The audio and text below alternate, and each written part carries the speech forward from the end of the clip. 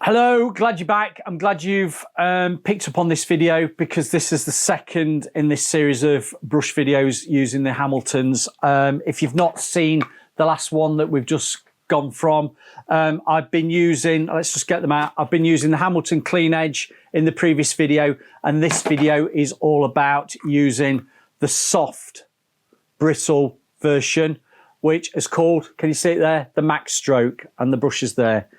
Difference between the brushes.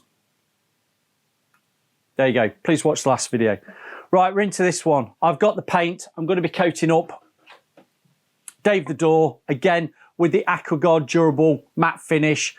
The last video, if you didn't see it, I have said how impressed I am with that paint. It has actually flowed out nicely. It's laid on the surface really good. I'm liking that colour. I'm liking that colour. And if you didn't know, these paints that I'm trying at the moment are mismatch tins of paint that Paintwell had down in Nottingham. That's the Netherfield Stroke, Colic Branch, and Dave has sorted me out a really good price on these tins that they were selling off really cheaply. So this is the paint I'm using in the green. You can see the lid there in the green, and I'm going to go for a second coat now. Let's crack on with it. Right, I've got my paint back again. I've got it in the kettle, working from one side of the kettle. Now, the difference with this brush is you've got a longer filament. They are softer. They're supposed to have an excellent pick-up, which I've just bedded the brush in. And to be fair, it doesn't seem bad at all. But according to the spec, these bristles should give a measured release. With the previous brush, which was the Clean Edge, I found it a little bit scratchy for this, and that, to be fair, that brush is geared up for more thicker paints, i.e. if you've got oil-based paints. But it'll be interesting to see how this brush, which is the Max Stroke, compares to its call it a sister. Yeah. Right, I'm going for it. I'm just going to apply to the mouldings and the panel. I'm going to work quite quickly to get it on. So far, that softer bristle is a lot better for putting the paint on.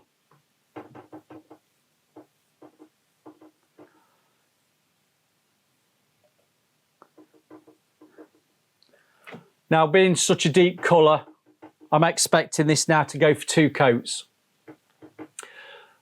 Again, just please read back of tins when you are using these sorts of paints, because they do say when you've got a change in contrast in colour, an extra coat might be required.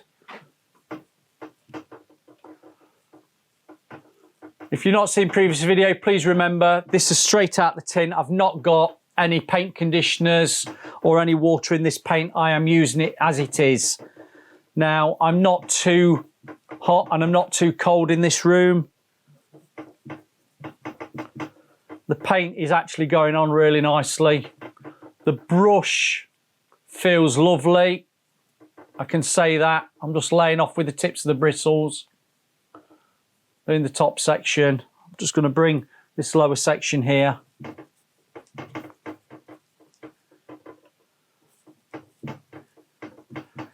Do you know what? That brush is actually very nice.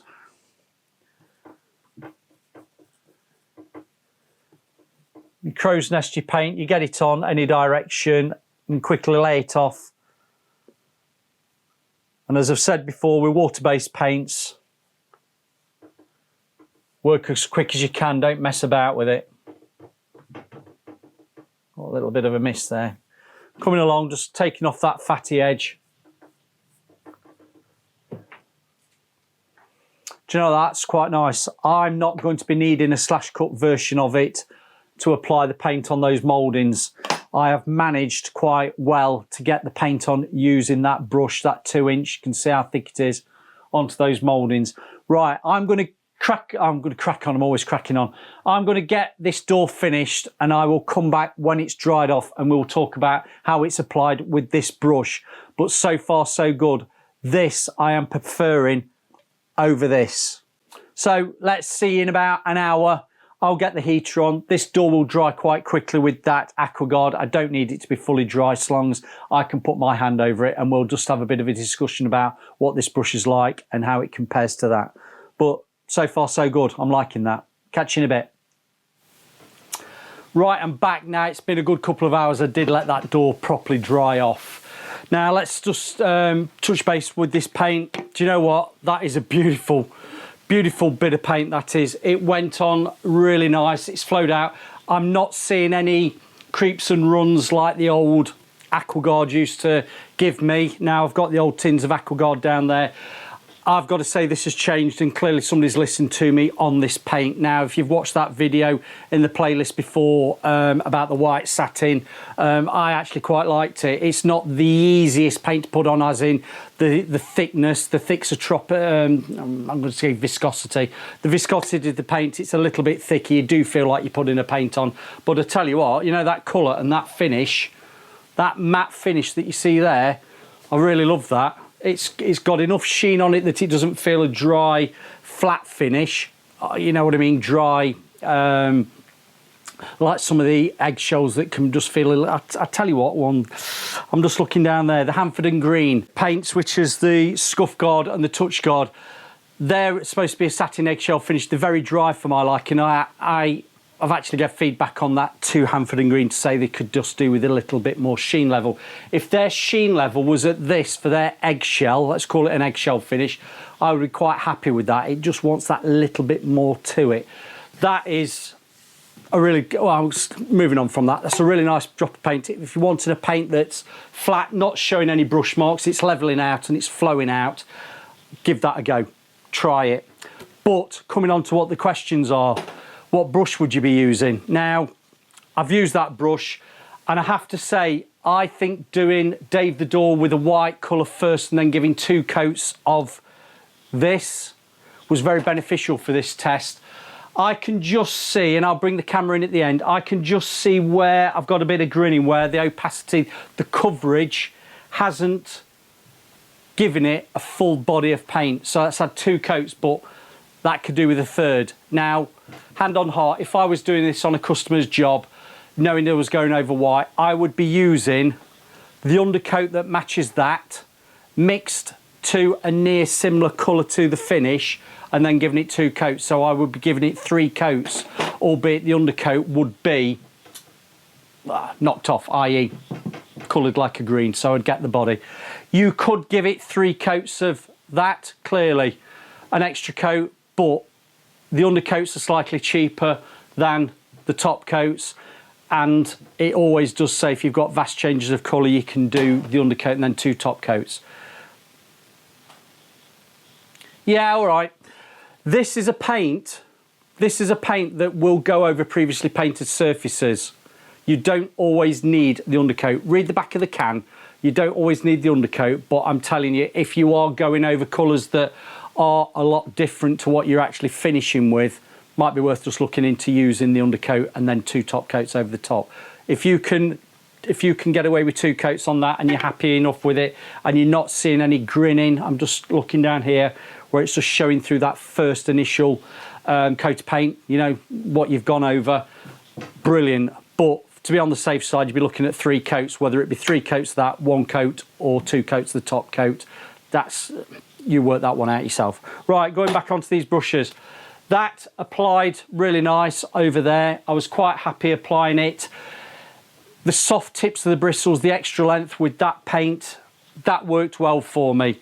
What didn't work so well was the thicker, i.e. the firmer, I've got it down here, the clean edge. Now, I'm not saying that brush isn't very good. What I'm saying is I didn't care for it over that, particularly using this paint. If you've used this brush, no, still there, look. If you've used this brush and you've used it with oil-based paints, how have you found it? Is it a lot better with oil-based paints than water-based? I've been doing the experiment, seeing what it was like with the same paint, different brushes. That, to me, not a fan. That one, a lot better. But I'm not blown away by it. And you're going to say, Phil, why aren't you blown away by it? Yes, it's applied nicely. I could get it on, and tips of the bristles are nice and soft. The extra length was nice. It flowed out. I was quite happy with how the overall look is. But what I would like to see with this brush is, if you've seen the Monarch brushes, if you've seen the Arrowworthy brushes, if you've seen Paint Warrior brushes, they're 2 inches. You can get an oval slash cut, or you can get their classic brushes that are more like this. They're a little bit slimmer on these. I wonder whether this redeveloped with this is what you call the ferrule, and it's the stocks, the bristles are in the stock into the handle. I wonder if that was a little bit slimmer and you could get it in a proper, not like that. I'm not on about that sort of slim. I'm on about that being a fraction slimmer in an oval shape, probably with a bit of a slash cut to it, whether that would feel a lot better applying paint. I know these are good if you've got flat surfaces, but trying to do 2 things at once, as in cutting in and doing your flats. I can cut in and do flats with an angle brush, a slash cut brush, as easy as I can with that. I think if somebody was asking me to develop that brush, I would say the bristles are really good. The actual brush design needs altering. This to me is what the traditional Hamilton brushes used to look like, and if Hamilton's going to watch this, I know if you want to try and get new people into using your brushes with new bristles that are clearly suitable for water-based paints, you might want to move away from that traditional look, because people are going to think that these are like the old brushes, and clearly they're not. That is a really nice brush for this paint. That brush wasn't so good with this paint. Redevelop the handle, and I have mentioned this to Hamilton, redevelop that handle and probably alter that. You'd probably be onto a winner, and you would be up there with some of the other brushes that are on the market today. There's a lot of competition. There's a lot of brushes there that people are trying, and newer brushes coming in from Europe and America. Hamilton need to be one step in front.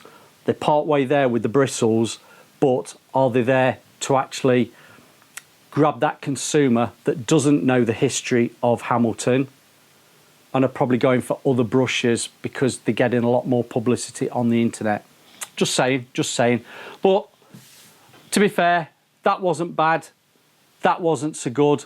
That'd be interesting to see what it's like in oil-based paints. But for me, not so good. For me, a lot better, but could just do with a tweak.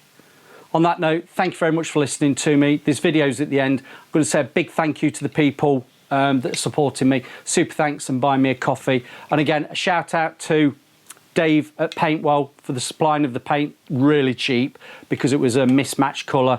And again, I'm going to say thank you very much for Hamilton for inviting me to their factory, a good few months ago. And these brushes weren't, these were just in the goodie bag we got. It's not tell everybody how good these brushes are. It was just a case of they're in the goodie bag to try out. I've tried them out. If you've seen them on the shelves in the shops, you don't know what they are. Hopefully I've given you my view, and this is subjective. Somebody else is going to try these brushes and going to say they're fantastic. But have you tried other brushes as well? What have you been trying? Comments below. What are the brushes you like? See you on the next video.